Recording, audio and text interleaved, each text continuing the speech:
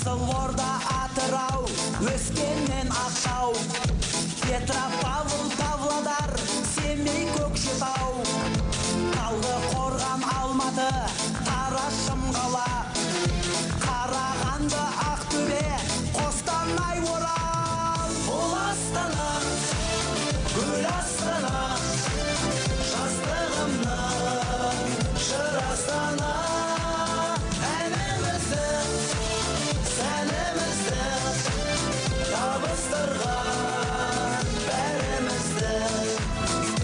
Пекин, Вашингтон, Париж, Ереван, Берлин, Мәскеу, Лондон, Токио, Баку, Киев, Рим, Рига, Бішкек, Душанбе, Ташкент, Анкара. Ұқсамайды басқаға біздің Астана. Бұл Астана, гүл Астана, жастығымның жыр Астана. Бұл Астана, біздің қала, жарқыраған жұлдыз қала. Бұл Астана, гүл Астана, жастығымның жыр Астана. Бұл Астана, біздің қала, жарқыраған жұлдыз қала. Жарқыраған жұлдыз қала. Бұл Астана, біздің қала.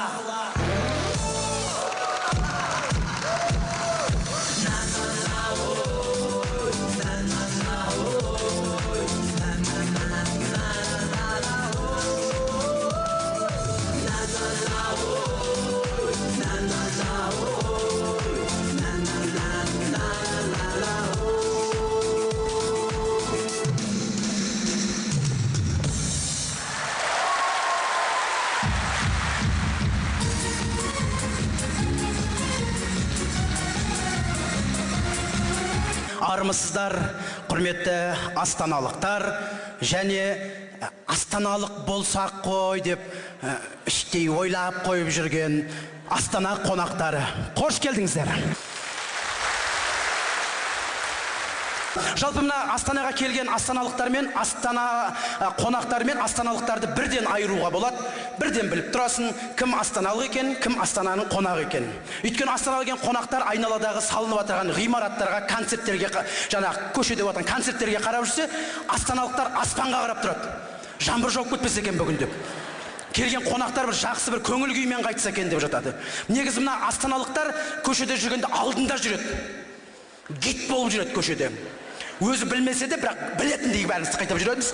Артында келген қонақтар жүреді. 3-4 баламен, тағы папасы, мамасы бір-бірімен ұрысып жүрулер. Қалып қоймаңдар деймін, аузыңды ашпай жүрді. Артынан қалып қойма, мында кел. Жылама болды, жылама. Қазір үйге кетесің, жылама болды. Үйге кетесің, ана автобусқа салып жіберем, бітті. Автобусқа салып жіберем, сонша қаласың, бітті, қаласың. Ана бала бітті, одан кейін су да сұрамайды, ғой шөлдеп тұрса. Қарны ашса да жыламайды, бірақ қалып қояйыншы, осы Астанада кетіп қалмайын деген секілді. Жалпы енді біз Астананы баршамыз жақсы көреміз. Астананы енді бүкіл астаналықтар біз өзіміз жалпы осы Астанаға шаң жолатпаймыз. Қанша жерден суық болсын, қанша жерден жаңбыр жауып тұрсын, біз Астанамызды бәрібір жақсы көреміз. Бір ағамыздан сұрапты ғой, былтыр осы Астанада жаз болды ма десе, ағамыз айтады, болды, бірақ мен ол күні қалада болған жоқпын деп жаңа. Десе де Астананың енді ауа райы биыл тіпті ерекше. Жаңбырдың да көкесін көрдік, қардың да көкесін көрдік. Тіпті бар ғой енді ауа райын тіпті. Біз қазір не киіп шығатынымызды білмей қалдық шыны керек. Таңертең шорты киіп тұрасың, түстен кейін пальто киіп жүресің, түнде дубленка киіп жүретініміз болады. Бұл Астана өзі. Биыл Астананың енді Астана енді 17-ге толып жатыр, білесіздер. Астананы да түсінуге болады. Мінезі ауыр болып тұрған биыл переходной возраст Астанада. Астанада биыл переходной возраст 17-ге толып жатыр, мінезін көрсетіп жатыр. Біз осы переходной возраст дегенді енді түсініп жатырық қой. Біздің кезімізде переходной возраст деген түсінбейтін едік қой. Әйтеуір бұрқылдап жүретініміз, сөйтсек переходной возраст екен ғой, оказывается. Қазіргі балдар переходной возраст дейді сразу. 16-17-ге толса біліп алған. Ренжіп бытшыт болады, папасы мен мамасы еді, переходной возраст қой, ештеңе айтпаңдаршы дейді. Біз переходной возраст не екенін білмей кеттік. Мысалы мына Астананың келген, жалпы біз өзіміз қонақтар, басқа елден келген, бізді Астананы көпшілігі телевизордан көреді де, келгеннен кейін басқаша елестетіп жатады. Енді қала болғаннан кейін оның жақсы жағы болады, оның да кішкене шет жағы болады деген секілді. Енді смотря қай жаққа түсіп қалды, соған байланысты жақсы көріп кетеді Астананы. Левый беректе туыстары болса мақтап кетеді. Енді Көктал жақта туыстары болса, біздің ауыл секілді екен ғой деп кетеді мысалы да. Әркім Астананы әртүрлі айтып жатады. Біз өзіміз шыны керек патриот екенбіз. Біз астаналықтар өте патриотпыз. Біз Астананың қай жерінде тұрсақ та мақтаймыз Астананы. Правый берікте тұратындар айтады, маған правый берік ұнайды дейді. Левый берік вообще ұнамайды маған. Вообще ұнамайды маған. Тып-тыныш. Ешкім жоқ сияқты сол жаққа барсаң бар. Гаи көп, сосын жүре алмайсың. Правый берік күшті дейді. Адамдар көп, магазиндер көп, не керек, бәрі қасында, маған правый берік ұнайды дейді. Левый беріктегі айтады, маған вообще правый берік ұнамайды. Сол жаққа барсам миым ашып кетеді бар ғой, кәдімгі бар ғой. Бұл жерде дүкен ештеңе жоқ болса да керегін алып келемін үйге. Сосын рахат тып-тыныш тұрамын дейді. Левый берік, правый берік былай тұрсын. Көктал жақтағылардың өздері де кәдімгі бар ғой, сол жақты мақтап тұрады. Келген туыстары болса, туыстарын айтады. Туыстар айтады, онда, мына жақта да біздің ауылдың үйлері сияқты ғой десе, біз қайтеміз? Біз уверенно, конкретно кеудемізді көтеріп тұрып, кәдімгі бір генпланда істейтін секілді, архитектурада жұмыс істеп отырған секілді айтасың ғой. Ертең мына жақ сносқа кетеді дейсің.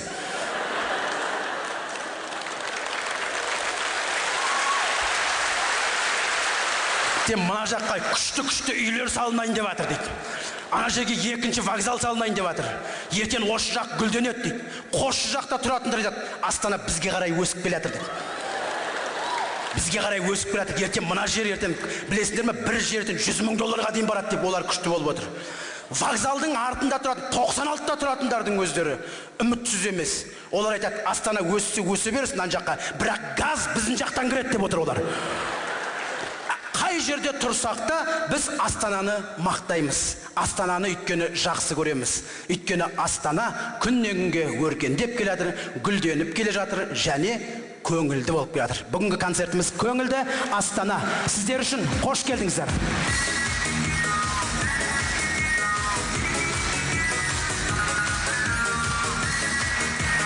Бүгін көңілді Астана әзіл-сықақ кеші, жігіттер жұптасып өнер көрсететін болады, жаңалықтар көп. 5 жұп өнер көрсетеді. 5 жұптың біз әнмен де жұптастық, бишілермен де жұптастық. Осы жолы еркіндік бердік. Кім-кіммен жұптасады, өздерін табыңдар деді. Тауып келген екен, дайындалған екен. Олай болсынса, бірінші жұптымен ортаға шақырайын. Олар өздерінің әзілі және тағы көрсететін өнері. Сіздердің қошеметтеріңізбен экрандағы жаңағы ұпай сандарын білетін боламыз, шапалақ метр, сол арқылы одан арғарай көреміз. Бірінші жұп, екінші жұп, үшінші жұп, төртінші жұп, бесінші жұп, сосын марапаттау. Ал құрметті достар, ардақты ағайындар, біз бастаймыз көңілді Астана.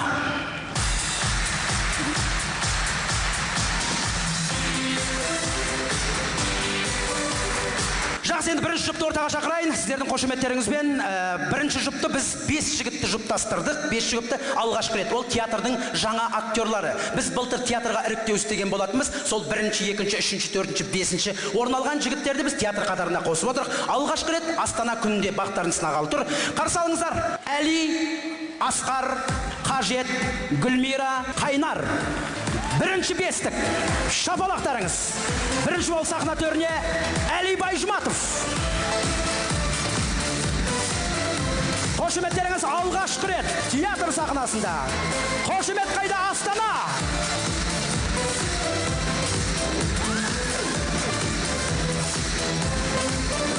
Рахмет. Қайырлы кеш Астана, мереке құтты болсын. Рахмет. Біз залдарыңызға жаңа құрам жас буын деп шақырып отыр.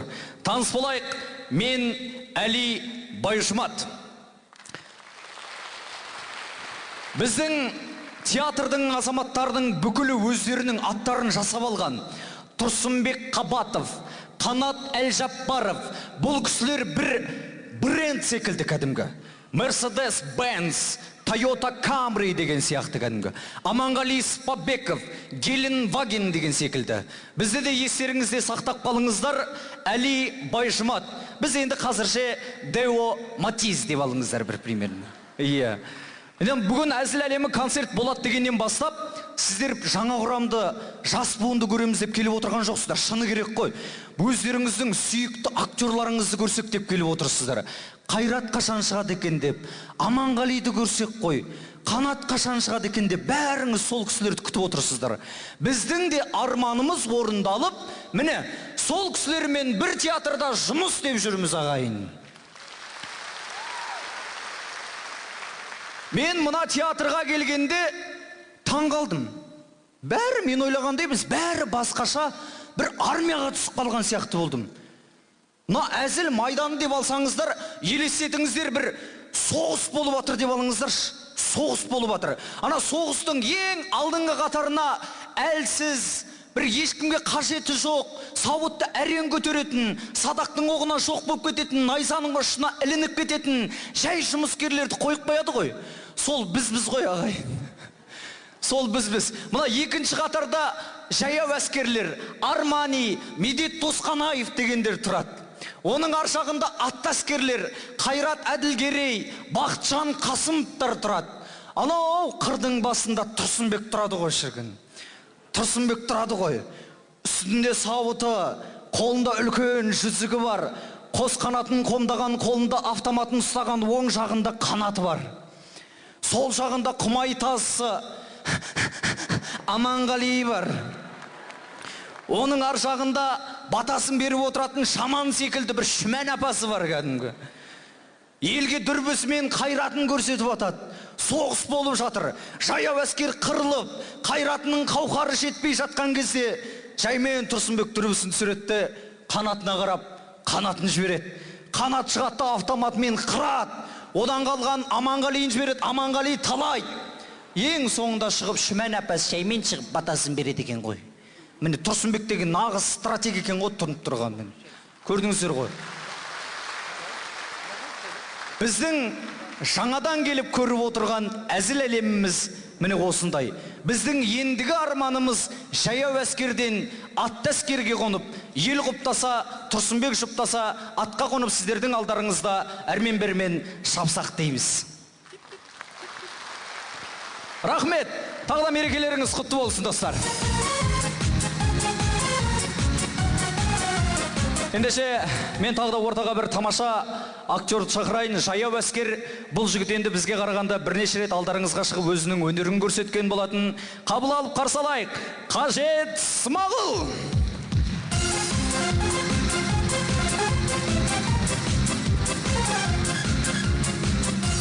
Кеш жарық, құрметті достар. Астана туған күні құтты болсын. Астананың мінеки қандай тамаша қала болып, шіркін саябақта жастар қол ұстасып. Мына жақта енді есілдің жағасын қарасын қол ұстасып жүрген жастар. Қазіргі жастарда талдау көпті. Киноға барам десе, киноға барады. Хан шатырға барам десе, хан шатырға барып. Соларға қарайсың да, шіркін мынадар нағылған бақытты дейсің де. Біз жас болғанда бізде талдау бірақ болатын, бірақ талдау. Қой кезек жайып келсең, малды дұрыстасаң, сол кезек клубқа танысыға барасың. Жайып келмесең, әкеміз жібермейтін де, әкемізден қорқатымыз ғой. Сондықтан, мынау кешкі мал келгенше жүгіресің бәрін дайындап, кешкісін клубқа бару үшін. Жүгір бәрін дайындап, енді қарасаң бір қозы жоқ. Жүгіресің, апау, әкес, бөтен бар ма? Қандай бөтен? Қара қозы. Мынағылағында жүбі бар ма? Я бар апа. Мынағылағында сырғасы бар ма? Я бар апа. Төбесінде краскасы бар ма? Я бар апа. Жоқ, ондай бөтен жоқты. Жылап жүріп, тавасына сауал бана қозыны бір теуіп кіргізесің ғой қораға. Жабасын жуынып шайына қалдында, ал енді әкемізден сұрауы керекпіз. Әкеміз залда жатады. Қарап жатқан телевизор Березка 318. 4 ширағы бар. Қасында пульт бар, плоскогуб деген. Жуынып шайып енді әкемізден сұрауы керекпіз. Әкемізден қорқамыз. Ол қазіргі жастар ғой, әкелерінен қорқпайды. Кейбіреулер құрдас ретінде сөйлеседі әкелермен. Бәтетті гониш деп қоятындар да бар. Бізге айтып көрейік сөйтіп. Сол әкеміз жатады залда, ақырындап кіресің.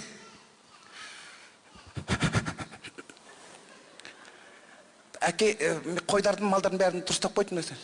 Енді лағыл дейсің кетсе, жай айтқаным ғой деп кетіп қаласың. Жүресі қайтын кіресің.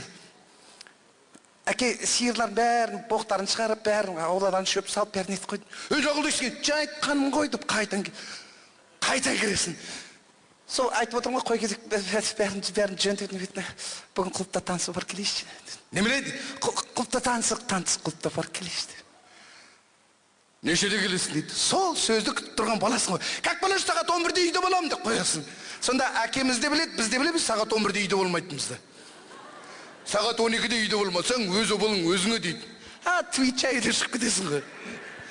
Жаңа ғана әкеңнің алдында бүйтіп мүлайын түсіп тұрған бала көшеге шыққанда былай болып қаласың да.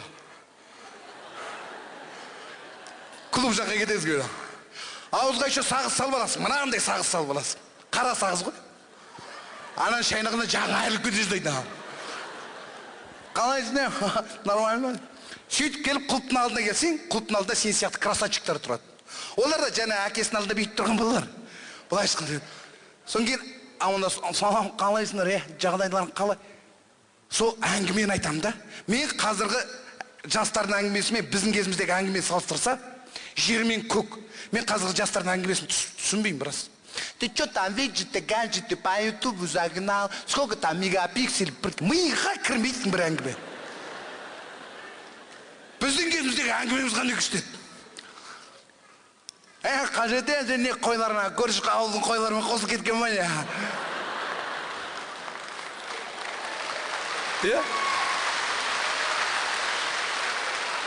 Немесе, қажет сен торбиен бар ғой, анау Қызылбаздың ар жағында Люцернде жүр дейді. Опа дейсің. Соңғы не іште қыздар бар ма бөтен ауылдан десе, екі қыз жүр көш ауылдан дейді. Опа дейсің, бітті. Сенің келесі арманың құлыққа кіріп, ана қыздармен танысып, сол кісілермен билеп қалу. Болды, басқа миға түк кірмейді одан басқа. Қасына 20 шақты адам кіресің, еркектер. Екі қызға бәрінің ойы менмен таныс екен, менмен билес екен деп. Құлыққан кіресін, қарынас сізбен танысың ола ма? Қалай? Қарғаш, мен атын қажет есішін. Айда билейсің, биді де білмейсің, өтірік бей. Айда билеп жүріп қарасаң, сағат 11, әлі 1 сағат бар екен қойда, арғара билейсің. Енді бір билеп жатып сағатты қарап қалсаң, таңғы сағат 4.